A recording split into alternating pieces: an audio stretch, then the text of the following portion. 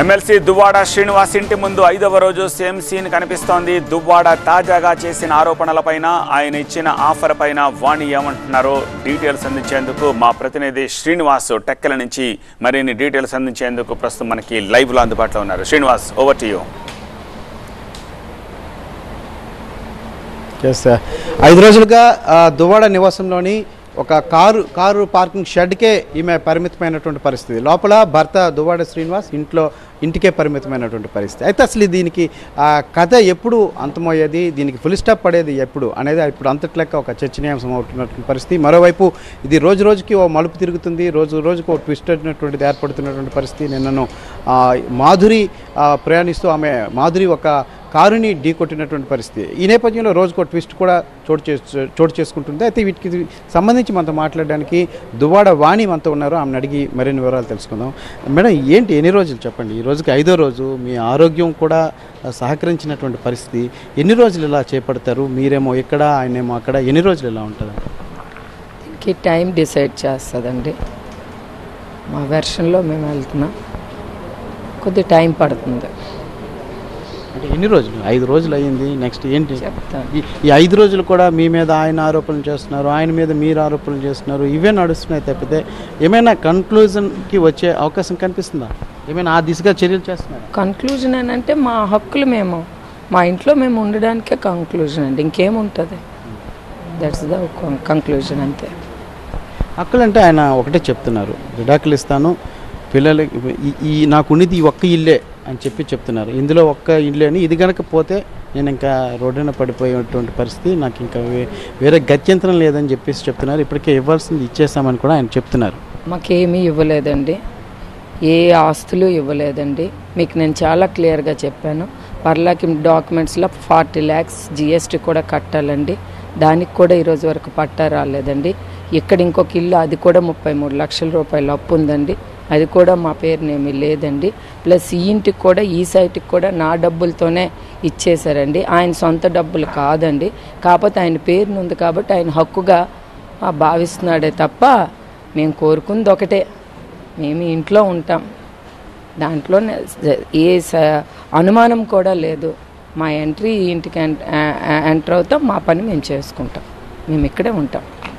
ఆయన ఈ ఆరోపణల నేపథ్యంలో టీవీ9 కొద్దిసేపటి క్రిందట సంప్రదించినప్పుడు ఆవిడకున్న డిమాండ్స్ ఏంటనేటువంటిది పేపర్ మీద రాసి ఇచ్చినట్లయితే మ్యాక్సిమం అంటే ఈ ఒక్క ఇల్లు తప్పితే మిగతావన్నీ కూడా నేను పరిష్కరించడానికి సిద్ధంగా ఉన్నానని కూడా ఆయన చెప్తున్నారు. దానికి సంబంధించి ఎవరైనా పెద్ద మనుషులు కూడా మిమ్మల్ని సంప్రదిస్తారని అంటే దానికి అంగీకరించాలని కూడా చెప్తున్నారు. మీరు ఆయనకి ఏ ఆస్తులు లేవండి, అన్ని ఆస్తులు కూడా మీ అందరికీ తెలిసిందే, ఎక్కడుండే వాళ్ళకి. ఇది నాది, నేను ఎలాగిచ్చేస్తాను? నా డబ్బులతోని. నేను ఒక ఆడపిల్లని, మా సిస్టర్ దగ్గర నుండి అప్పు తెచ్చాను. పలాసలో 5.5 acres ల్యాండ్ని తీసి ఇక్కడ తెచ్చి పెట్టారు. నా డబ్బులు నువ్వేమైనా కష్టార్జితమా? నువ్వేమైనా పలాస నుండి తెచ్చి పెట్టావా? ఏమీ లేదు. నా డబ్బులు తీసుకొని నా ఇల్లు, నా హక్కు అని అంటే ఎలా కుదురుతుంది?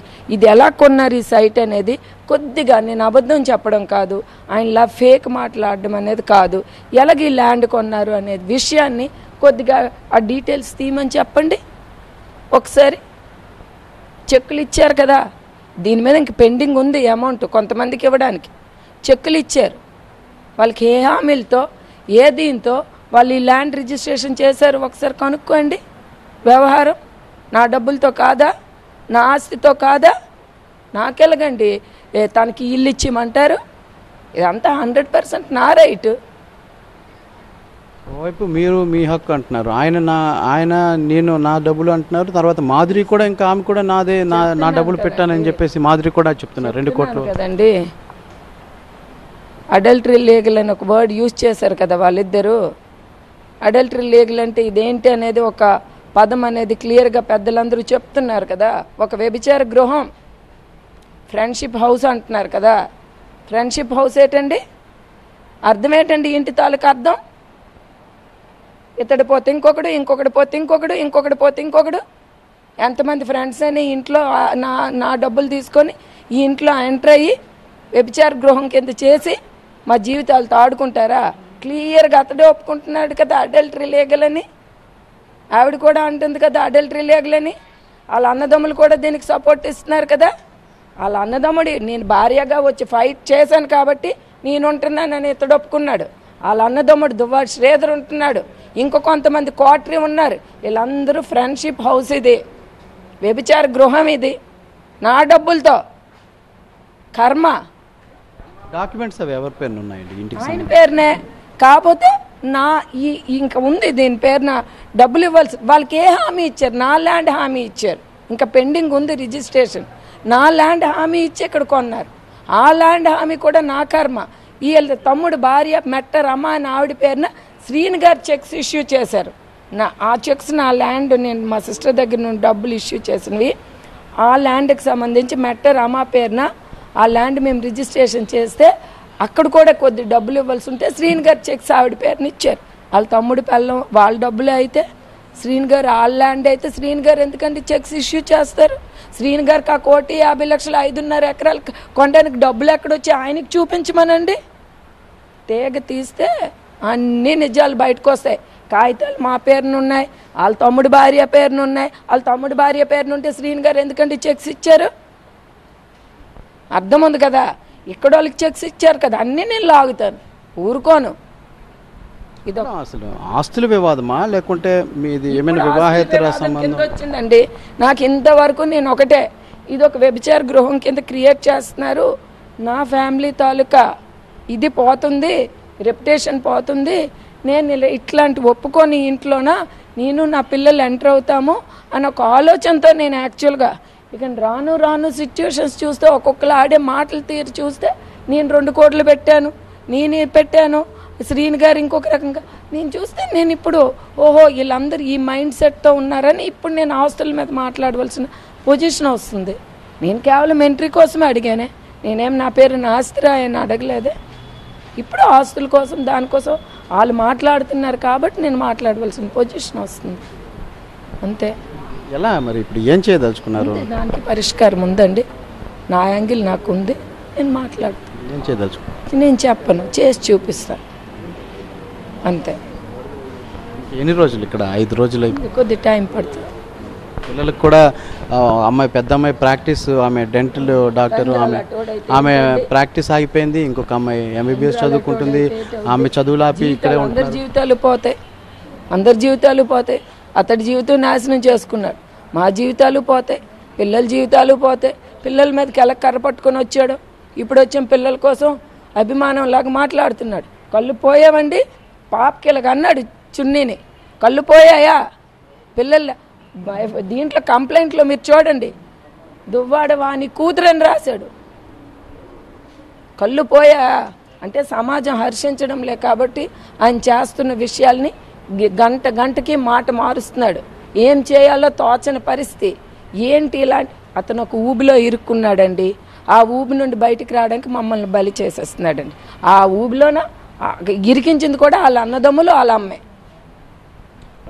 నిన్న జరిగినటువంటి లక్ష్మీపురం దగ్గర జరిగిన ఘటన ఏ విధంగా చూస్తారు? ఈ కారు మాధురి కారు ఢీకొనడం వేరే కారు. సార్ ఎవరో మాకు తెలియదు. I don't want to comment. భగవంతుడు అన్నోడు ఒకడు ఉన్నాడు. ఏదైనా మనం మాట్లాడేటప్పుడు విలువలతో మాట్లాడాలి, పద్ధతిగా మాట్లాడాలి, సంసార పక్షాన మాట్లాడాలి. ఒక హిందూ సాంప్రదాయంలో ఒక వ్యవస్థలో మనం సొసైటీలో బ్రతికినప్పుడు మనం ఆడే ప్రతి మాట కూడా సమాజం గమనిస్తుంది అనేది కూడా చూసుకోవాలి. ప్రజల దగ్గర మనం మభ్యపెట్టవచ్చు. భగవంతుడు అన్నోడు ఒకటి ఉన్నాడు.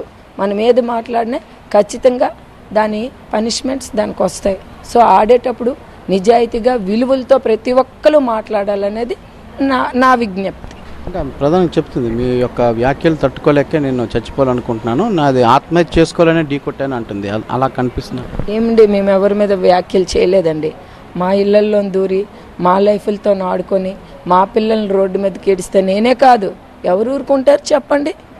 ఏ కుటుంబం ఊరుకుంటారు చెప్పండి? ఎవరు ఊరుకుంటారు? ఎవరి ఫ్యామిలీని న్యూస్ ఫ్రెండ్షిప్ హౌసా? ఎక్కడండి పదము? నవ్వుతారు ఎవడేనే. ఆవిడ 2 కోట్లు పెట్టాను, ఈ బాబాయ్ ఏవో డబ్బులు పెట్టాను, ఈ శ్రీని గారు ఏదో డబ్బులు పెట్టాను. అవన్నీ తీయమనండి, ఎవడెవడు ఎన్ని వేసి పెట్టాడో తేలుతాను. మిమ్మల్ని అరెస్ట్ చేయాలని ఆమె డిమాండ్ చేస్తున్నది, లేకుంటే మళ్ళీ సూసైడ్కి నేను వెళ్తాను, ఆవిడకి ఆల్రెడీ వార్నింగ్ ఇచ్చాను, నాకు నాపై చెడు ఆరోపణలు ఆపకపోతే నేను సూసైడ్ చేసుకుంటానని చెప్పినా సరే ఇచ్చేయట్లేదు. ఈరోజు ఆమె నా పిల్లలకి DNA టెస్ట్ చేయమంటం వల్ల వీళ్ళు మానసిక క్షోభకు గురవుతున్నారు పిల్లలు మేము అని చెప్పి ఆమె చెప్తున్నారు. ఏమైనా ఆ ఆరోపణలకు ఏమైనా ఫుల్ స్టాప్ పడితేనే నేను ఉంటాను, లేకపోతే చనిపోతాను, మళ్ళీ ఆత్మహత్య చేసుకుంటాను అంటున్నారు. మాకు ఆవిడకి ఎట్లాంటి సంబంధాలు లేవు.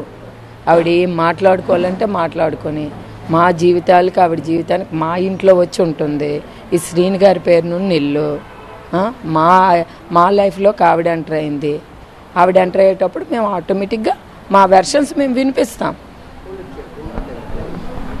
అంటే ఇంకా ఎన్ని రోజులు అండి ఇది ఈ ధర్నా? టైం ఉందండి, చెప్తాం. కొద్ది టైం తీసుకుంటాం, ఖచ్చితంగా టైం తీసుకుంటాం. ఇద్దరు మొత్తం చెప్పాను కదా మీకు చాలా క్లియర్గా. ఆయనకున్న ఆస్తులు ఏమీ లేవు, ఆయన మాకు ఇచ్చింది ఏమీ లేదు. ఇది కూడా నా అమౌంట్తో చేసిన అసెట్. మా డిమాండ్ వల్ల ఇంట్లోకి ఎంటర్ అవ్వడమే, దట్స్ ఆల్. ఏమైనా పెద్ద మనుషులు వస్తే దీన్ని అంగీకరిస్తారా, స్వాగతిస్తారా, చర్చించి ఒక కంక్లూజన్? అందరు పెద్ద మనుషులు అంటే మా చుట్టాలేనండి, అందరికీ విషయాలు తెలుసండి, అందరికీ తెలుసు. ఫ్యాక్ట్స్ ఏటో తెలుసు, మీడియా ముందు ఏదో మాట్లాడేయడం కాదు, ఫ్యాక్ట్స్ ఏటో అందరికీ తెలుసు. ఇప్పుడు కోర్టు నుంచి నోటీసులు కూడా పంపిస్తున్నానని అన్నారు, మీకు అందాయండి? మాకేమీ అందలేదు, నాకేం అందలేదు. మరి ఒకవేళ ఆయన విడాకులకు అనుకుంటే కనుక మీరు సుముఖంగా ఉంటారా దానికి? ఇది అది అన్నీ రాసేసి విడాకులు తీసుకొని ఎక్కడ వెళ్ళిపోండి, ప్రాబ్లం. మాకు ఇచ్చేసి ఆయనకి నచ్చినట్టు చేసుకోమని. అంటే అక్కడ ఒకటే చెప్పారు, ఈ హౌస్ మినహా మిగతా ఏవైనా ఇచ్చేయడానికి నేను రెడీ. నాకు రెండు సంవత్సరాల గృహాల కింద మా డబ్బులు తీసుకొని ఇష్టానుసారం చేస్తామంటే మేము ఊరుకునే పరిస్థితి అయితే లేదు, దాంట్లో లేదు. మేము ఖచ్చితంగా ఈ ఇంట్లో ఎంటర్ అవుతాం, దాంట్లో నిస్సందేహం. ఆయన ఏమనుకుంటారో, ఏ లీగల్ ప్రకారం ప్రొసీడింగ్స్, ఏ డైవర్స్ నోటీసులు ఇచ్చుకుంటాడో, ఏ డైవర్స్ ఇవి ఇచ్చుకుంటాడో మాకు సంబంధం లేదు. దానికి కూడా ఒక సిస్టమ్స్ ఉన్నాయి. డైవర్స్ నోటీసులు ఆయన ఏదో యూనివర్సిటీలో చదివిన BL కాదులే అండి, మామూలుగా అందరూ డిగ్రీలు ఎలా సంపాదిస్తారో అలాగే ఆయన ఏదో సంపాదించిన BL. కొద్దిగా ఆయన చదువుకొని క్లియర్గా డైవర్స్ నోటీసులు అవి ఇచ్చేటప్పుడు దాని పరిస్థితులు ఏంటి, దాని వ్యవహారాలు ఏంటి తెలుసుకొని ఇవ్వమని చెప్పి. పిల్లల్ని కూడా డైవర్స్ నోటీస్ ఇవ్వడం కాదు, పిల్లల్ని కూడా నేను చూసుకుంటాను, చిన్నపాప మ్యారేజ్ కూడా చేస్తానని చెప్పి చూసాం కదా. తువ్వాడు వాణి కూతురు కర్రలతో కూతురుపై దాడి చేయడం, ఇక పిల్లల్ని అటాక్ చేయడం ఇతను చూసుకుంటాడు. ఆ పిల్లలకి నేను నమ్మాలా? అట్లీస్ట్ నేను కదా పిల్లలు నమ్ముతారా? వాళ్ళ తల్లి వచ్చేమో మా జీవితాలు చెడగొట్టేసింది, ఆఖరికి మనవల జీవితాలు కూడా చెడగొట్టేస్తుందా? మా అల్లుడి మీద కామెంట్ చేస్తుందా? నా కూతురు లైఫ్ మీద కామెంట్ చేస్తుందా? వాళ్ళ కులం మీద కామెంట్ చేస్తుందా? ఏంటండి ఇక్కడ తప్పుడు పనులు తన కొడుకు చేసి తన ఫ్యామిలీలు చేసి సాంప్రదాయంగా బ్రతుకుతున్న నా పిల్లలు, తను ఎక్కడో డెంటల్ ప్రాక్టీస్ చేసుకుంటుండి, నా అల్లుడు బీటెక్ శ్రీరామచంద్రలో చెన్నైలో చదువుకొని, నా పాప క్లాస్మేటు శ్రీ చైతన్యలో ఒక గౌరవమైన కుటుంబం గీసాల జగదీశ్వరరావు గారని, ఆయన ఒక కన్స్ట్రక్షన్ ఫీల్డు. ఈరోజు ఆయన చనిపోయాక వాళ్ళ బాబు ఆ కన్స్ట్రక్షన్ ఫీల్డ్ చూసుకుంటున్నారు. వాళ్ళొక పద్ధతి గౌరవమైన కుటుంబం. వాళ్ళ కుటుంబాన్ని నువ్వు కామెంట్ చేస్తావు, నా పాపను కామెంట్ చేస్తావు. ఏం చేస్తున్నారు మీరు? ఇవన్నీ చేసేసి మా జీవితాలతో ఆడుకొని అడ్రస్ లేని వాళ్ళకి మేము అడ్రస్ ఇచ్చామన్నా ఈరోజు మాకు ఈ పనిష్మెంట్. ఆ రోజు ఘటన ఏదైతే ఉందో, అంటే ఇంటి మీదకి మీరు వచ్చిన సందర్భంలో ఆయన కోపంతో రగిలిపోవటం, పైకి రావటం, అది నా పిల్లల మీద కోపంతో కాదు, అక్కడ కట్ చేస్తున్న ఎవరైతే వచ్చారో వర్కర్స్ వాళ్ళ మీద నాకు కోపం. అప్పుడే నేను పలాసలో ఉన్నాను, విషయం తెలిసి చాలా స్పీడ్గా వచ్చాను అని చెప్పి కూడా ఆయన వివరణ ఇవ్వటం జరిగింది. వీడియోస్ చూడండి, పాపం డైరెక్ట్గా అటాక్ చేస్తున్నారు. ఆయన పాపం డైరెక్ట్గా అటాక్ చేస్తున్నారు. వర్కర్స్ మీద అటాక్ చేస్తున్నారా, పాప మీద అటాక్ చేస్తున్నారు. వీడియోని చూడమన్నట్టు. ఎందుకు అలాగ అబద్ధాలు ఆడతారు? తప్పు అయిపోతే తప్పు అయిపోయింది, జరిగితే జరిగింది. ఏదో నా తెలియక నేను ఎమోషనల్ ఫ్యాక్ట్స్ని ఎప్పుడు మాట్లాడాలండి. అబద్ధాలను మాట్లాడడం అనేది వాళ్ళ మదర్కి, వాళ్ళ బ్రదర్స్కి, వాళ్ళ ఇంటికి ఉండే అలవాటు. అది ఎప్పుడు కూడా స్టాండ్ అవ్వదు. ఒకవేళ రూపాయి అబద్ధాలు ఆడడం వల్ల ఈరోజు నేను ఈ స్టేజ్కి వచ్చాను అనుకుంటే ఎలాగ నువ్వు సంపాదించు అలాగే కూలిపోద్ది కూడా. నేను ఇదైతే చెప్తున్నాను. అబద్ధాలు కష్టాల్లో ఉండే నిజాయితీగా ఉంటే 10 రూపాయలు ఉన్నాయండి. ఆ 10 రూపాయలే మన భవిష్యత్తుకి చక్కగా ఉపయోగపడుతుంది. కానీ ఇలాగ అబద్ధాలు ఆడుకొని ఫ్రాడ్ చేసుకొని ఉంటే ఖచ్చితంగా 1 రూపాయి కూడా మిగలదు. ఆఖరికి జీవితాలు కూడా మిగలవు. అది మాత్రం నేను చెప్పేస్తున్నాను. జీవితాలు కూడా మిగలవు. చాలా రాంగ్. ఇప్పటికే ఆయన టోటల్ కంపు. ఇప్పటికైనా ఆయన బుర్రకి ఎక్కుతుందో లేదో నాకైతే తెలీదు. ఆలోచన చేసుకుంటున్నాడో లేదో నాకైతే తెలీదు. వాళ్ళ బ్రదర్స్ మా ఫ్యామిలీని డిస్టర్బ్ చేసేస్తున్నారు. వాళ్ళ మదర్ ఇష్టానుసారం మాట్లాడుతున్నారు. ఏంటి దీనికి? ఆయనే దీనికి సంబంధించి ఎట్టి పరిస్థితుల్లో గౌరవంగా మమ్మల్ని అతను ఏం తప్పులు చేశారో ఏ రకంగా ఏం జరిగిందో మాకైతే తెలీదు. ఎక్కడితో ఆయన స్టాప్ చేసుకొని క్లోజ్ చేసుకొని ఈ ఇంట్లోకి మాకు గౌరవంగా తీసుకుని వెళ్తే ఇక్కడితో మేము క్లోజ్ చేస్తాం. లేదు అంటే దీనికి ఎండ్ అయితే మాత్రం ఉండదు. లేకపోతే ఆస్తులు మీ పేరున రాసి విడాకులుకి రెడీ అవుతాయి. మీకు ఒక్క మాట చెప్తానండి. ఈ 3 కూడా ఏవైతే ఉన్నాయి అన్నీ నా పేరున ఒక్కటి వద్దు. 3 కూడా పిల్లల పేరుని రిజిస్ట్రేషన్ చేయమంటున్నాను. నా తండ్రి నిన్నే మీకు చెప్పారు కదా, ఆయన ఒక జమీందారు. మాకు ఒక 20-25 ఎకరాలు 3 సిస్టర్స్మి. మాకు ఎంతో కొంత వస్తుంది. అలానే ఊరుల్లో పల్లెటూరు అయినప్పటికీ మాకు అక్కడ అసెట్స్ ఉన్నాయి. ఆ ఊరుల్లో అంటూ కూడా మాకు ఎంతో కొంత వస్తుంది. ఈ 50 ఇయర్స్లో నా లైఫ్ సర్వైవల్ కోసం, నా నాలెడ్జ్ ప్రకారం నేను బ్రతకడానికి, నా లైవ్లీహుడ్ కోసం ఆయన ఏమీ చెయ్యక్కర్లే. ఆయన ఏం మాకు రూపాయి ఇవ్వడం లేదే. ఒక పాపకు ఒక 65,000 కార్ ఫైనాన్స్ దాంట్లో 7,50,000 నేను అమౌంట్ ఇచ్చాను. ఇప్పుడు ఈ ప్రాపర్టీస్ మీద నాకు హక్కు ఉంది అని చెప్తున్నారు కదా, అంటే భర్తగా హక్కు ఉంది అంటున్నారా, లేకపోతే ఏమైనా మీ దగ్గర ప్రూఫ్స్ ఉన్నాయా హక్కు పరంగా, డాక్యుమెంట్స్ పరంగా హక్కు ఉందంటే? భర్తగా హక్కు కాదండి. నేను చెప్పాను కదా 5.5 acres ల్యాండ్ మా సిస్టర్ దగ్గర అమౌంట్ తెచ్చి కొని గోల్డ్ అమౌంట్ అంత ప్లెడ్జ్ పెట్టి ఈ రోజు వరకు డాక్యుమెంట్స్ కానీ ప్రూఫ్స్ కానీ ఉన్నాయి. మరి అదే కదా లేవు. కాకపోతే అది మెట్ట రమా పేరున నేను రిజిస్ట్రేషన్ చేశాను. నేను రిజిస్ట్రేషన్ చేసి దానికి శ్రీను గారు చెక్స్ ఇష్యూ చేశారు. అదే ప్రూఫ్. నాకు ప్రూఫ్ ఏంటంటే మా డబ్బులు అనడానికి కారణం మా సిస్టర్ దగ్గర నుండి నేను తెచ్చాను. ఆ 1,50,00,000 ఆయనకి ఎక్కడివి? నేను రిజిస్ట్రేషన్ చేసినప్పుడు 2,000 మా సిస్టర్ కొంత అమౌంట్ వేసింది. ప్రూఫ్ ఉంది. అది ప్రూఫ్ ఉంది.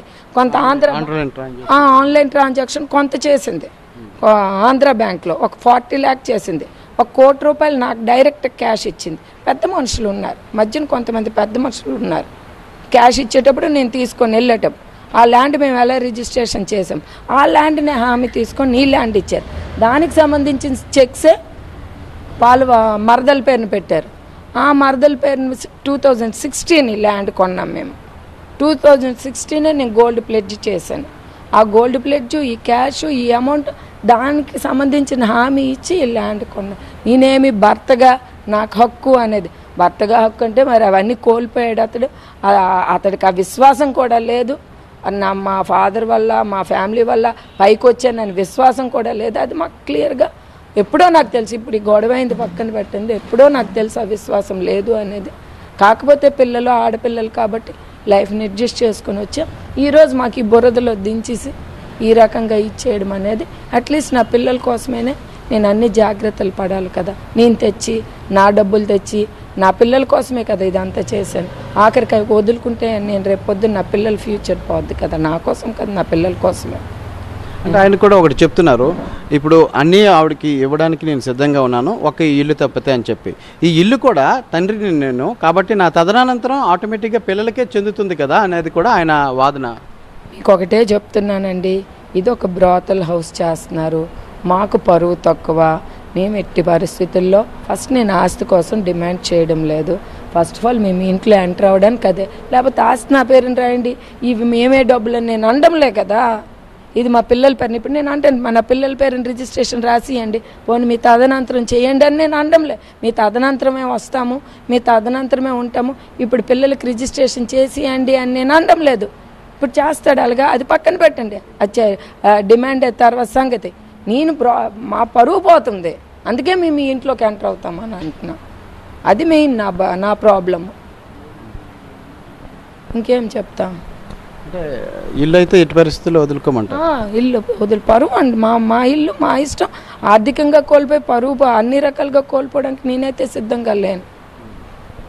వాళ్ళు చాలా దారుణంగా వాళ్ళ మదర్ వాళ్ళు బిహేవ్ చేస్తున్నారు, వాళ్ళ బ్రదర్ బిహేవ్ చేస్తున్నారు. మీకు వాళ్ళ బ్రదర్ హిస్టరీ కూడా నేను చెప్పాలి. వాళ్ళ బ్రదర్ కూడా ఒక వైఫ్కి వదిలేశాడు. వాళ్ళ బ్రదర్కి కూడా ఇల్లీగల్ అఫైర్స్ చాలా పలాసలో పెట్టుకున్నాడు. ఆ పాప వాళ్ళ బ్రదర్ తాలూకు పాప ఫస్ట్ వైఫ్ తాలూకు పాప కూడా డాక్టరు, అమ్మాయి మెరిట్ మీద సీటు. ఇంకా రెండో వైఫ్ ఒక అమ్మాయిని చేసేసుకున్నాడు, ఆవిడకి ఒక పాప. వీళ్ళ బ్రదర్ ఇంకొక పాపకు కూడా చిన్న అమ్మాయి ఇంటర్మీడియట్ చదివితే అది పెళ్ళి అయిపోయింది. వాళ్ళ ఇంట్లో కూడా ఈ ప్రాబ్లమ్స్ అంతా వాళ్ళ మదరే. ఎవరి ఫ్యామిలీస్ని సుఖంగా ఉంచదు, ఎవరి ఫ్యామిలీస్ని సంతోషంగా ఉంచదు, అందరికీ డిస్టర్బ్ చేయడమే ఆవిడ పని. ఎవరి లైఫ్ని హ్యాపీగా ఉంచదు. అంటే నేను ఇంటర్నల్ ఫ్యామిలీ డెప్త్గా వెళ్ళకూడదు, వెళ్తే పిల్లల మీద ఎఫెక్ట్ అవుతుంది. కాబట్టి ఎవరెవరిని పెద్దోళ్ళు ఎన్నైనా గొడవలు ఆడుకోవచ్చు, కానీ పిల్లల మీద ఎఫెక్ట్ అవ్వకూడదని నేను మాధురి కూడా ఇందులో డబ్బులు పెట్టానని అంటున్నారు. దానికి సంబంధించి ఏమైనా మీ దగ్గర? ఒక్క మాట చెప్తానండి, ఎక్కడ పెట్టారో ఏటి పెట్టారో నాకైతే క్లారిటీ లేదు. ఒకవేళ పెడితే ప్రూఫ్స్ చూపించమనండి, ప్రూఫ్ చూపించి క్లెయిమ్ చేసుకోమనండి కోర్టులో. నేను ఈ 2 కోట్లు ఆయన కింద పెట్టాను, let her proceed to court. ఆమె దగ్గర ప్రూఫ్స్ ఉన్నాయని ప్రూఫ్స్ ఉంటే ప్రొసీడ్ అవ్వమనండి కోర్టుకి. నేను ఈ డబ్బులు ఈయన కింద ఇంటి కింద పెట్టాను, నాకు ఈ రైట్ ఉందని ప్రూఫ్స్ చూపించుకొని ప్రొసీడ్ అవ్వమని సంతోషమే. మేమేమి కాదు అని అనడం లేదు. తనకి ఏమైనా శక్తి ఉండి తనకి ఏమైనా దీని కింద డబ్బులు పెట్టానంటే ఆ క్లారిటీ, ఆ డబ్బులు ఈ ఇంటి కింద పెట్టినందుకు ఆ ప్రూఫ్స్ అన్ని కోర్టులో పెట్టుకోమనండి, సంతోషం. దానికి ముందుకు వెళ్ళమనండి. ఆ బాబా వాళ్ళ తమ్ముడు ఏమైనా పెట్టానంటే అవి కూడా ప్రూఫ్స్ చూపించుకోమనండి, చూపించుకొని ముందుకు వెళ్ళిపోమనండి. పోనీ ఆయనకి ఈ ఇల్లు కాకుండా ఇంకెక్కడైనా ఇల్లు తీసుకోవచ్చు అంటారా ఆస్తుల్లో, లేకపోతే అసలు ఈ మొత్తం అన్ని మీ పేరును రాయమంటారు? అందరం కలిసే ఉంటామండి. ఆయన మన్నాలు ఆయన జీవిస్తాడు, నా మన్నాలు నేను జీవిస్తానండి. మా ఇల్లు లేవు బ్రోతల్ హౌస్ కింద మేము చేయడానికి మేము సిద్ధంగా లేమండి, అంతే. ఇది నాకు ఆడపిల్లలండి, నా లైఫ్ ఎఫెక్ట్ అవుద్ది, నా పిల్లల లైఫ్. ఎక్కడో ఏ లాడ్జిల్లో ఏ ఊరుల్లో ఎక్కడో అవుట్ ఆఫ్ ఇల్లు ఏదో పడినాయండి, ఈ టెక్కల్లో ఈ ఏరియాల్లో ఇట్లాంటి పనులు చేస్తే మాత్రం మేము భరించలేం. మరి అతను ఇప్పుడు 58 సంవత్సరాలు, 58 కాదు, he's reaching to 60 on November 4th. He's reaching, he senior citizen. November 4కి 59 కంప్లీట్ అయిపోయి 60కి ఎంటర్ అవుతారు. ఓకే, ఏదైనా ఇంత వయసు వరకు కూడా ఆయన ఒక కెరీర్ని పెట్టుకొని ఎదిగినటువంటి పరిస్థితి, పైగా పొలిటీషియన్గా కూడా ఎదిగారు. ఇప్పుడు మళ్ళీ జీరోకి వెళ్ళిపోవాలి లేదా ఈ టెక్కల్ నియోజకవర్గాన్ని వదిలేయాలి అంటే అది సాధ్యమంటారా? మళ్ళీ ఎప్పుడో వెళ్ళిపోయాడండి, జీరోకి మేము చేసేదే. ప్రజల్లో ఆయనకి ఏం గుడ్ విల్ లేదు. జగన్ అన్న ఏదో ఆయనకి లేనిపోయిన అబద్ధాలు ఈయన చెప్పుకొని వెళ్తుంటాడు కాబట్టి అది ఇష్టాన్ని మీద ఎమ్మెల్సీ పదవి ఇచ్చింది తప్ప ఎవరు ఈయన కోట్లు ఇలాగా అడల్టరీ లేగులు నేను వచ్చేమో వ్యభిచార గృహం రన్ చేసి ఎవడండి. నేను టెక్కల్ నియోజకవర్గ ప్రజలకు కూడా రేపు ఇవన్నీ చెప్తాను. ఆయనకేం లైఫ్ ఉంది, ఆల్రెడీ హీ బికేమ్ జీరో. అతను కూడా చెప్తున్నాడు 30 కోట్ల రూపాయలు అప్పులు అయిపోయాను అని చెప్పేసి అంటున్నారు. కోట్లు ఎలాగ అప్పులు అయిపోయాడు చూపించమనండి. 30 కోట్లు ఎందుకు అప్పులు అయిపోయాడు, దేనికి అప్పులు అయిపోయాడు? అదే ఆయన ఫ్యాక్టరీ ఆగిపోయిందని, తర్వాత ఇప్పుడు ఇంకో కాంట్రాక్ట్స్ పనులకు కూడా పెట్టుకునేవన్నీ కూడా బిల్స్ అవ్వలేదు. అడల్టరీ లీగల్ ఇష్యూస్లో ఎవడోడు ఏమేమి చేశాడో, ఫ్రెండ్షిప్లతో ఏమేమి చేశాడో మాకేం తెలుసు. 30 కోట్లు అప్పులు అయిపోతే మాకేట్ సంబంధం? మాతో ఉన్నప్పుడు అప్పులు అయ్యాడో చెప్పమనండి, మాకేట్ సంబంధం? మా ఆస్తి తెచ్చి ఇక్కడ తనఖా పెట్టేసి కంపు చేసేసి నాశనం చేసేసి దీని మీద ఏంటేంటో చేసేసి ఆ పోర్ట్లో వచ్చిన డబ్బులు దీని మీద నేను ఇప్పుడు చెప్తున్నాను కదా, పోర్ట్లో వచ్చిన డబ్బులతో ఇది కట్టాడు. నాకు తెలిసిన ఇది ఆస్తి మాత్రం నా డబ్బులతో కొన్నాడు. సో 2 రకాలుగా నా పిల్లలకి 100% రైట్స్ ఉన్నాయి ఈ బిల్డింగ్ మీద. నాకున్నాయి, నా పిల్లలకు ఉన్నాయి. నా సిస్టర్ నుండి తెచ్చిన డబ్బులతో కట్టారు, కొన్నారు ఈ సైటు. ఇల్లు అనేది అతను పోర్ట్ నుండి జగనన్న దయ వల్ల ఆయనే రాశాడు కదా డిఎస్ ఇవని, దాని మీద పెట్టుకున్నాడు, కన్స్ట్రక్షన్ చేశాడు అనేది నాకు తెలుసు. ఓకే, ఆ రోజు అసలు కట్టర్లు తీసుకొచ్చి కట్ చేసి లోపలికి రావటం అంత పరిస్థితి వచ్చిందంటే చాలా రోజులు ఓపిక పట్టాం సార్, చాలా రోజు పిల్లలు అడిగారు సార్. నేనైతే పట్టించిన విషయంలో నేను అడగలేదు, కానీ ఎప్పుడైతే ఇల్లు తేడా కొడుతుంది నాకు చాలామంది మెసేజ్ ఇచ్చారు. ఆవిడ వీడియోసు, ఆవిడ డ్యాన్స్లు వేసిన వీడియోసు, ఆవిడ అసభ్యకరమైన బిహేవియర్సు ఈ ఇంటి నుండి పెడుతూ ఆ పిఎల్ యూస్ చేసుకొని అన్ని రకాలుగా యూస్ చేసుకుంటుంటే మున్ముందు ఈయన ఎప్పుడు వెళ్ళిపోయాడంటే మా ఇంటి నుండి, మీకు అది కూడా క్లారిటీ ఇవ్వాలి. 2023 మేలో వెళ్ళిపోయాడు ఇతను ఈ ఇంటి నుండి. మే ఎండింగ్, మే 23 తర్వాత ఎప్పుడు వెళ్ళాడంటే మ్యాక్సిమం జూన్లో వెళ్ళిపోయాడు. గట్టిగా మా దగ్గర నుండి వెళ్ళిపోయి 12 months 13 months ఈయన అవుతుంది. దాంట్లో 6-7 months ఆయన అక్కడే ఉన్నాడు. ఎక్కడ? పలాసలో ఉన్నాడు. మార్చిలోనే ఎప్పుడో వచ్చాడు. మార్చ్, ఏప్రిల్, మే, జూన్, జూలై 4-5 months బ్యాక్ ఈ ఇంటికి వచ్చాడు అంతే. అప్పటికి నిర్మాణం జరుగుతూ ఉంది. నిర్మాణం జరుగుతుంది. ఇంకా ది కన్స్ట్రక్షన్స్ మీద కూడా చాలా డబ్బులు ఇవ్వాలి, చాలా పెండింగ్స్ ఉన్నాయి, చాలా దారుణం. మీ ఇంటి నుంచి వెళ్ళిపోయారు అంటున్నారు, కానీ మీరే పంపించేశారట కదా, అంటే బయట నుంచి తాళం వేస్తారు నన్ను అని చెప్పేసి అంటాను కదా సార్. మీరు పదే ఇష్యూస్ అడుగుతుంటే ఇబ్బందిగా ఉంది. కానీ మా పాప ఈయనకి విజయవాడలో చూసింది, ఆవిడతో కారులో చూసిన తర్వాత మా పాపను రోడ్డు మీద వదిలేసి ఆయన కారు ఎక్కి వెళ్ళిపోయాక డీజీపీ సార్కి, ఆంజనేయులు గారికి నేను ఫోన్ చేసి పాపకు రోడ్డు మీద వదిలేసి వెళ్ళిపోయాడు సార్ అని నేను బాధపడుతూ ఏడ్చాను. ఏడ్చిన తర్వాత మా పాపలు అందరూ ఫోన్ చేసినప్పటికీ ఆయన ఫోన్ స్విచ్ ఆఫ్లో ఉంది. అక్కడికి 1 week ఆయన అడ్రస్ లేదు. పాప చూసిన తర్వాత నేను డిప్రెషన్లోకి వెళ్ళిపోతున్నానని మా పాప వాళ్ళ ఇంటికి రమ్మని చెప్పింది. రమ్మని చెప్తే తాళం వేసుకొని, వైజాగ్ తాళం వేసుకొని, అంటే నేను ఆ షాక్ నుండి కొద్దిగా తేరుకోవడానికి నేను రెస్ట్లోకి వెళ్ళాను. మోర్ ఓవర్ నేనే తాళం వేసాను అనుకోండి, ఆయన కష్టార్జితంతో ఇల్లు కట్టాడు అనుకోండి, తాళం నేను ఇప్పుడు ఇరగొట్టుకొని రాలేదా? ఆఫ్టర్ ఆల్ చిన్న ఇది ఎందుకు ఇరగొట్టుకొని వెళ్ళలేదు? ఏదో బ్లేమ్ చేసి అంటే అతను అదే చెప్తున్నాడు, పొలిటీషియన్గా ఉన్నాడు, ప్రజా జీవితంలో ఉన్నాడు, ఇంటి తాళం పగలగొట్టి ఇంట్లోకి వెళ్ళడం అంటే. ప్రజా జీవితంలో ఉన్నప్పుడు, పొలిటీషియన్గా ఉన్నప్పుడు ఇలాంటి వ్యభిచారం పనులు చేయొచ్చా? తాళం విరగొట్టడం తప్పు, తనకు ఆ ఇల్లుంట్లోకి ఎంటర్ అవ్వడం తప్పు, కానీ ఇక్కడ మాత్రం తప్పుడు పనులు చేయడానికి ప్రజలేమనుకోరు. గొప్ప మాటలండి, గొప్ప పెద్ద మనిషి అండి. ఎవరికి చూడండి టీవీస్లోనా మీడియాలోనా పెద్ద పెద్ద మనుషులు ఆయన తాలూకు తీరుని ఎంత హీనంగా ఖండిస్తున్నారో అనేది మనం చూస్తే అర్థమవుతుంది. ఆయన కూడా ప్రజలకి, అభిమానులకి అభ్యర్థిస్తున్నాడు, నా పరిస్థితిని అర్థం చేసుకోండి, నేను ఈరోజు చేసేది నైతికంగా తప్పైనప్పటికీ కూడా ఎందుకు ఈ పరిస్థితికి నేను వచ్చాననేది కాస్త అర్థం చేసుకోండి అని చెప్పేసి చెప్తున్నారు. అలాగే ఎన్టీఆర్, స్వర్గీయ ఎన్టీఆర్ పరిస్థితిని కూడా, లక్ష్మీపార్వతి ఎన్టీఆర్కి సంబంధించి కూడా ఆయన ప్రస్తావిస్తున్నటువంటి పరిస్థితి ఏంటి. ఈయన ఒక బికారి, బేవర్స్, ఎన్టీఆర్ గారితో పోల్చుకుంటారేటండి? ఎన్టీఆర్ గారితో పోల్చుకునే రైట్ ఎవరికైనా ఉందా? తన కడుపును పుట్టిన పిల్లలకే ఎంతో గౌరవంగా వాళ్ళ ఫాదర్కి సంబోధిస్తూ ఇది చేసుకుంటూ, వాళ్ళకి ఇతనికి సంబంధం ఏంటండి? ఏమనుకుంటున్నాడు ఇతడు పెద్దలతో? నీ స్థాయి ఏంటి, నీ ఇదేంటి, నీ లైఫ్ ఏంటి? ఇలాంటి తప్పుడు పనులు అందరు చేసిన వాళ్ళు ఎన్టీఆర్, లక్ష్మీ పార్వతులతో పోల్చుకుంటే బాగుంటుంది. లక్ష్మీ పార్వతి గారికి అడగండి, ఈయన ఇలా పోల్చుకుంటున్నారు, మిమ్మల్ని ఎన్టీఆర్తో పోల్చుకుంటున్నారని లక్ష్మీ పార్వతి గారికి ఇంటర్వ్యూ చేయండి, అప్పుడు చెప్తారు ఆవిడ. తప్పు కదా? నీ స్థాయి ఏంటి? పెద్ద ఆయన ఎంతోమందికి ఆదర్శం. ఆయన సినిమాలు ఈ రోజుకి ఇంకా పుట్టిన పిల్లలకి, పుట్టని పిల్లలకు కూడా ఆయన ఆదర్శంగా ఆయన సినిమాలు అనేవి మనం చూసాం. కాబట్టి ఆయనతో పోల్చుకునే శక్తి వేల లక్షల కోట్లు పిల్లలకి ఆయన అన్ని రకాలుగా ఇది చేస్తూ, వాళ్ళ వైఫ్ చనిపోయాక పరిస్థితులు బాగోలేక ఆయన ఏదో అన్ని పిల్లలకి ఇచ్చేసి, పిల్లలకి నాకు తెలుసు నేను వాళ్ళ పర్సనల్ పెద్ద ఆయన మనకు అనవసరం అండి. ఆయనతో మనకు కంపారిజన్ చేసుకున్న ఆయన ఒక సీఎం, ఒక పెద్ద సీనియర్ యాక్టరు, సినిమా ఇండస్ట్రీలోనే ఆయనతో టిల్ టుడే ఆయన ఒక ఆదర్శం తెలుగు ఇండస్ట్రీకి. అలాంటి వ్యక్తిని పట్టుకొని నువ్వేంటిది, నీకు చూస్తే పిచ్చోడా అని అనుకుంటారండి నీ మాటలు, నీ తీరు. పిల్లలకి లేనిపోనివి చెప్పి నన్ను, నా దగ్గర నుంచి వాళ్ళకి నాకు మధ్య మనస్పర్ధలు తీసుకొచ్చారని, అదేవిధంగా రాజకీయంగా తన ఎదుగుదలను కూడా మీరు వారవలేకపోయారు. మీకే ఎక్కువ అధికారం అంటే ఎక్కువ ఇంట్రెస్ట్తోని ఏదైనా పార్టీ టికెట్ ఇస్తుందంటే నాకే కావాలనడం, లేదు బిజినెస్లో ఏదైనా మంచి బిజినెస్ బాగా నడుస్తుందంటే నా పేరును రిజిస్ట్రేషన్ చేసేయండి ఆ బిజినెస్ అనడం. దీంతోపాటు చాలా సందర్భాల్లో అన్నం కూడా పెట్టలేనటువంటి పరిస్థితి. మొత్తంగా ఈ కాపురంలో ఇప్పుడు వేధిస్తూ వచ్చారు అనేది ప్రధానంగా ఆయన ఆరోపణ. ఈ వేధింపులు తట్టుకోలేక నేను బయటకు రావాల్సి వచ్చిందని, అదే బయటకంటే ఆమెకు దగ్గర అవ్వాల్సి వచ్చిందనేది చెప్తున్నారు. ఇంకొకటి చెప్తానండి, 8 పాయింట్స్ నాకే అర్థం కాని పాయింట్స్.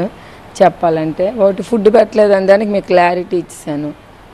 నా ఫుడ్డే నాకు వర్కర్స్ పెడతారు, సర్వెంట్స్ పెడతారు, వండుతారు, టేబుల్ మీద పెడతారు. డబ్బులు అనేవి ఆయనే ఇచ్చేవాడు. నేనేం డబ్బులు ఇవ్వను. వెజిటేబుల్స్ కానీ దేనికి కానీ ఆయనే ఇచ్చారు. వండడం అనేది పోనీ నేను వండి పెట్టే మనిషిని ఏదో నా భార్య నాకు వండలేదు, చేయలేదు, నేను ఇంటికి వెళ్ళినప్పుడు ఫుడ్ లేదన్న. అందరం ఎంటైర్ ఫ్యామిలీ సర్వెంట్స్ మీద డిపెండెంట్. అలా మాట్లాడితే ఏం చెప్తారంటే అబద్ధాలు మాట్లాడుకోవడం తప్ప. పదవుల కోసం చెప్తున్నారు. నేను ఫస్ట్ జడ్పీటీసీగా చేశాను, నేను ఫస్ట్ ఎమ్మెల్యేగా చేశాను, మా ఫాదర్ చేశారు, మా గ్రాండ్ ఫాదర్ చేశారు. మా హిస్టరీ నుండి వచ్చింది ఇది. నేను త్యాగం చేస్తే అతనికి వెళ్ళింది, అతను త్యాగం చేస్తే నాకు వచ్చిందా? ఒకసారి దాంట్లో ఎంతవరకు ఆయన ఆడిన మాటలో నిజాయితీ ఉందో కూడా మనం ఆలోచించుకోవాలి. నెక్స్ట్ ఇంకోటి ఏం చెప్పారంటే ఆస్తులు, బిజినెస్లు. నా డబ్బులతో ఆయనకి క్వారీ వేయించాను, అది ఆయనకి తెలుసు. ₹1 పలస్ క్వారీ వేయించినప్పుడే ఆయన పేరుని వేసాను. నేనెందుకండి నా పేరు ఆ రోజు మరి అలాంటప్పుడు నేనే వేసుకోవాలి కదా. ఆయన ₹100 ఆ బిజినెస్లో పెట్టలే కదా. నా ఫాదర్ ఇచ్చిన 2 acres ల్యాండ్ని అమ్మి ఫ్యాక్టరీని స్టేబుల్ చేశాను. అలాంటప్పుడు నా ₹74 లక్షల మా ఫాదర్కు ఉన్న పాతపట్నం ఆస్తిని ఎందుకండి అమ్ముతాను? మా మదర్ పేరుని ఉన్నది ఇంకా పక్కన అక్కడ ఇల్లుని, మా మదర్ పేరుని ఉన్న ఇల్లుని, టెక్కలు ఇప్పుడు ఇంకొక ఇల్లు ఉంది, మా మదర్ పేరుని ఉన్న ఇల్లుని నేను ఆయన పేరుని ఎందుకంటే ఆస్తులు కావాలంటే ట్రాన్స్ఫర్ చేస్తాను. ఆయన ఏదో ఫేక్గా మాట్లాడడం కాదు. అవన్నీ తీస్తే నేను బిజినెస్లు నాకు కావాలని అన్నానని అడగడం, భోజనం పెట్టడం లేదని అన్నానని అనడం, పదవులు కావాలన్నానని అనడం అన్నీ ఒక క్రియేషన్. ఆయన ఆత్మ మంచమే పడుకొని నిజాయితీగా ఆయన ఏమైనా నిజాయితీగా ఫస్ట్ ఆఫ్ ఆల్ వాళ్ళ ఫ్యామిలీ బుర్ర పనిచేయాలండి.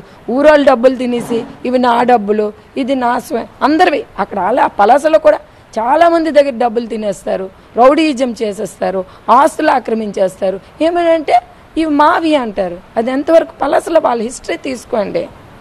ఇది నా కష్టార్జితం అంటున్నాను, బట్ పలాసలో వాళ్ళ హిస్టరీ తీసుకోండి. వాళ్ళు ఎలాగ ప్రయోజకులు అయ్యారో హిస్టరీ తీసుకోండి. ఇదంతా ఎటు? ఆయన మీద హత్యయత్నం కూడా ఇంట్లో ఉండగా గతంలో నాపై హత్యయత్నం కూడా జరిగింది, డంబుల్ విసిరేశారని కూడా ఆయన చెప్తున్నారు. మొన్నది కూడా హత్యయత్నంగానే చెప్తున్నటువంటి పరిస్థితి. డంబెల్ ఎత్తే శక్తే నాకు లేదండి. ఒక డంబెల్ విసిరాలి అని అంటే కింద ఫస్ట్ ఫ్లోర్ ఇరిగిపోద్ది. నా స్ట్రెంత్ ఏటో, నా బాడీ ఏటో, నా చెయ్యి ఫ్రాక్చరేనే అయిపోద్ది. నేను ఇలా డంబెల్ ఎత్తే పెయిన్ వచ్చేస్తుంది. నేనేం డంబెల్ ఇసురుతానండి? ఆయనకేం దెబ్బలు తగిలాయండి? ఆయనకేం ఇదే? మరి ఒకవేళ అలాగే జరిగింది అనుకోండి, మరి ఎందుకంటే కంప్లైంట్ ఇవ్వలేదు? హత్యాయత్నం చేస్తే ఈ 5 సంవత్సరాలు ఎప్పుడు ఆ డంబెల్ ఇసురామో అప్పటి నుండి ఇతడు ఇంట్లో ఉన్నాను అంటున్నాడు కదా. ఇప్పుడు మొన్న ఇంటర్వ్యూలో నేను చూసాను డంబెల్ ఎప్పుడు ఇసురాడు అప్పటి నుండి ఇప్పుడు ఒక 5-6 సంవత్సరాలు 7-8 సంవత్సరాలు అయ్యింది. మరి ఇన్ని సంవత్సరాలు ఎలాగండి ఇంట్లో ఉన్నాడు? వెళ్ళిపోవచ్చు కదా. ఇప్పుడు మాకు గొడవ అయిన తర్వాత వాళ్ళ అమ్మాళ్ళ ఇంటికి వెళ్ళిపోయాడు కదా, మరి అలాగే అప్పుడే వెళ్ళిపోవచ్చు కదా. మేము అన్నింటినీ భరించాను, కడుపులు దాచుకున్నాను, పరువు అంటే కుటుంబం పరువు పోతుంది బయట పెడితే అనే ఉద్దేశంతోనే దాచుకున్నాను అనేది. ఇప్పుడు ఎలా బయట పెట్టాడండి? అప్పుడు ఆలోచించినాడు, అప్పుడు కుటుంబం కోసం ఆలోచించినాడు. ఇప్పుడు ఎలాగండి మా కోసం బయట పెట్టాడు? ఇప్పుడు ఎలాగండి పిల్లల మీద దాడి చేస్తున్నాడు? ఇప్పుడు ఎలాగండి మామ ఇప్పుడేమండి కడుపులో పెట్టుకోవడం లేదు? ఇప్పుడు ఎందుకండి నేను ఫస్ట్ ఎంటర్ అవుతాను అని అనలే కదా ఇంట్లోకి. అప్పుడు నా పిల్లలు ఎంటర్ అవుతాను అన్నారు కదా. ఏమండి కడుపులో పెట్టుకొని పిల్లలకి ఎంట్రన్స్ ఇవ్వలేదు? ఎందుకు ఇవ్వలేదు పిల్లలకి? నన్ను పక్కన పెట్టండి, పిల్లలకి ఎందుకండి ఎంట్రన్స్ ఇవ్వలేదు? కడుపులో పెట్టుకున్న మనిషి అయినా మేము కడుపులో పెట్టుకున్నాం. 29 సంవత్సరాలు రూపాయలు లేకపోయినా ఆర్థికంగా అన్ని రకాలుగా బ్యాక్ బోన్ నేనుంటూ నేను కడుపులో పెట్టుకొని నా పిల్లలు నేను సాక్రిఫైస్ చేస్తే ఈరోజు ఈ స్థాయిలో ఉన్నాడు. అది కూడా ఒక ఎమ్మెల్సీ పదవి జగనన్న అధికారంలో ఉన్నాడు కాబట్టి ఈ స్థాయికి వచ్చాడు ఆయన. అంతే. ఆరోపణలు కేవలం దువ్వాడ వాణి, దువ్వాడ శ్రీనివాస్ మధ్య పరిమితం కావట్లేదు. మీ ఫాదర్ని కూడా ఆయన ఆరోపించినటువంటి పరిస్థితి. ఆయన కూడా ఆయన అసలైన ఇదని చెప్పేసి చెప్తున్నారు. తర్వాత ఆయన తాగుబోతు అని, తర్వాత ఇంకా ఇది కూడా మా డాడీ కోసం అంటే వీడికి ఈడ్ సీడ్స్ తన్నేస్తారు. చెప్పండి, ఈడ్ సీడ్స్ తన్నేస్తాడు, మామూలుగా ఉండదు. తాగుబోతు ఇది అది అని అంటారు. ఎవరికైనా ఉంటుంది డ్రింక్ హ్యాబిట్. మా ఫస్ట్ ఎవరో రారు, ఆయన ఫ్రెండ్సే వస్తారు. ఎవడరా నువ్వు అని అడుగుతారు, ఒళ్ళు కౌదించేస్తారు. మా daddy air force friends circle, రాజకీయ సర్కిల్ మామూలుగా ఉందనుకుంటున్నాడు ఏట? బుర్రపని చేయకని మాట్లాడుతున్నాడు ఏట? గుండు గీసుకొని పిండి చొక్కలు పెట్టి ఊరి మీద ఊరేగిస్తామని చెప్పండి మా ఫాదర్ కోసం మాట్లాడితే. 3 times 1983లోన బీజేపీ పార్టీ నుండి పోటీ చేశారండి ఎర్రన్నాయుడు గారి మీద. తర్వాత 1989లో 85లో పోటీ చేశారండి మా ఫాదర్ రాఘవరావు గారు. 83లో మా ఫాదర్ పోటీ చేశారు. 85లో పోటీ చేశారు అసెంబ్లీకి. 94లో పోటీ చేశారు. 99లో పోటీ చేశారు. 96లో పోటీ చేశారు.